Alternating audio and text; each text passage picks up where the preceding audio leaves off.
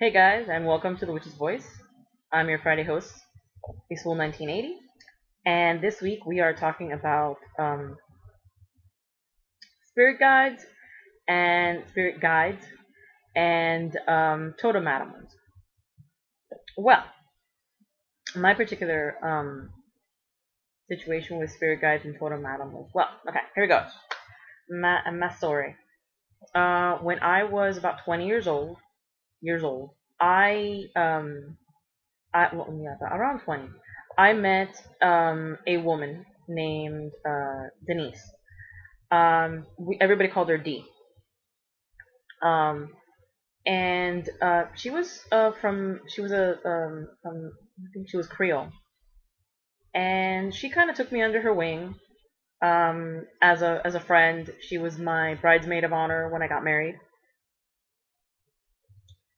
And at one point, she told me that I was one of those type of people that spirits attach themselves to, and that when I was more that she says eventually I'm going to be aware of some of my psychic abilities, and when I become aware of them, um, more spirit activity would occur, and I would become more of a beacon for other spirits. Some not so good, some not so bad.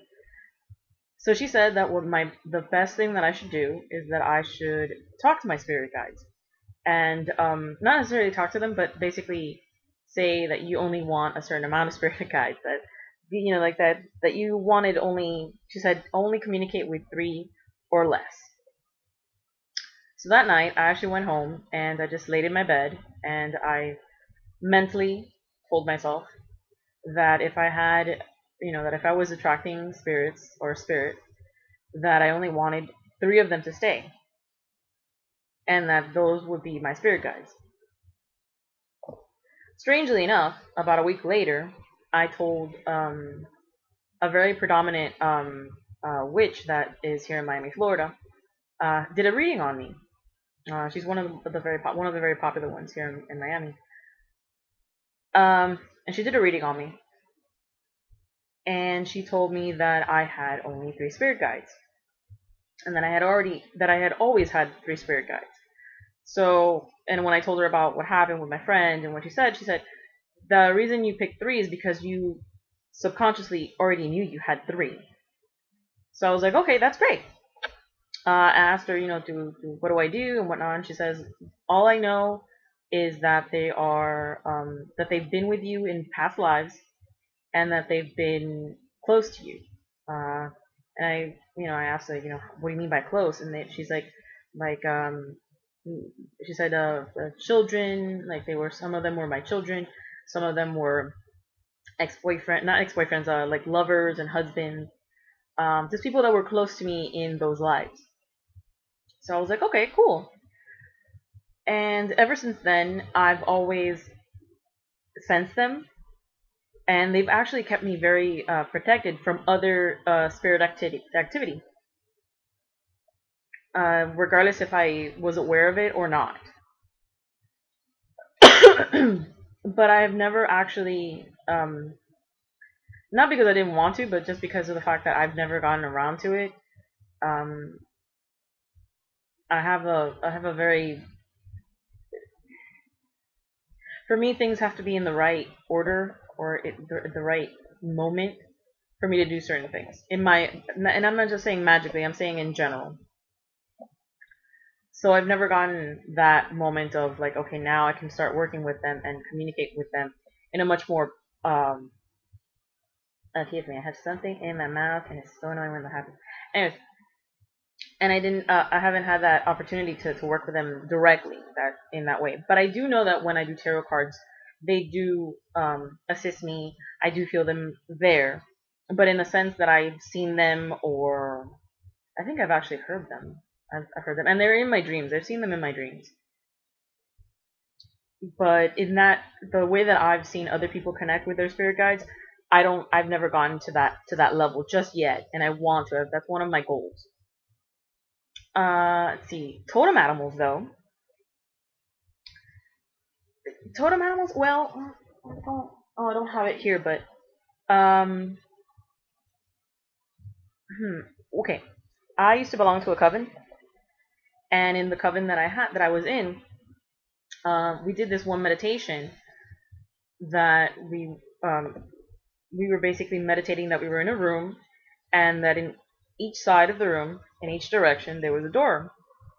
In each of the four corners, basically, there was a door, and every time we would go through the door, that door would send us to a particular climate, I guess you could say. Like obviously, like south, which is the element of fire, sent me to a desert.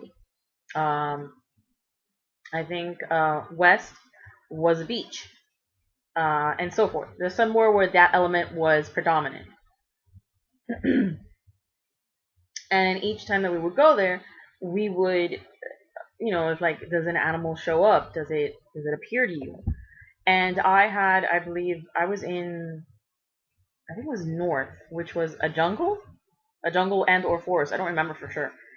And out of the blue, literally the moment I stepped out, which was the first direction we went to, I stepped out. I stepped through the door, and I looked. And the minute I looked up, it was like a little pathway, and there was um, a stag, a big stag. I mean, he was big. He's big, and he had huge antlers, obviously because he's a stag.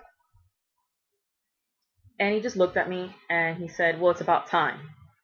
Which was funny when I thought it, I was like, "Time for what?" And then of course, like, as they this is a guided meditation, I left, and then I think I went to, eventually when we got to the west, which was a beach, I saw this black dog. But the black dog didn't really say anything. It didn't really communicate with me in any way. It was just like, it was just there. It was just helping me out, I guess. It was just, keeping me company while I was there. But it didn't say anything. I didn't have this like extraordinarily strong connection with it.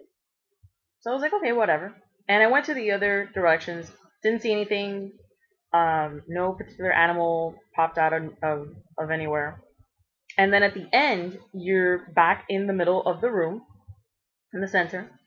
And the idea is that at that moment, from the directions, the animal that you are having that connection with comes out of one of those doors.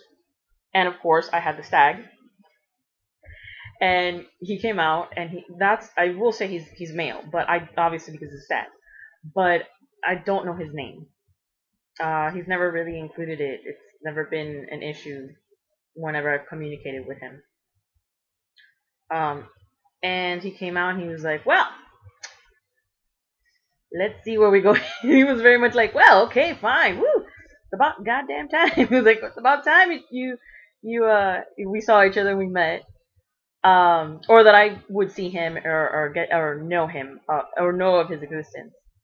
And he came up to me, and obviously he's not like talking. It was like, "Hi, nice to meet you." And it was very much like I would. It was almost like if it was telepathic, obviously.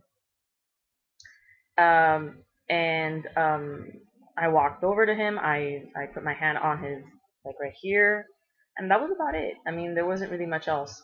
So then after that, I've always been connected to the stag.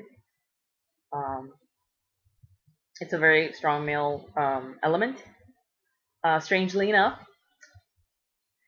my patriot god is Freyr, and one of Freyr's animal representations is the stag. So there you go.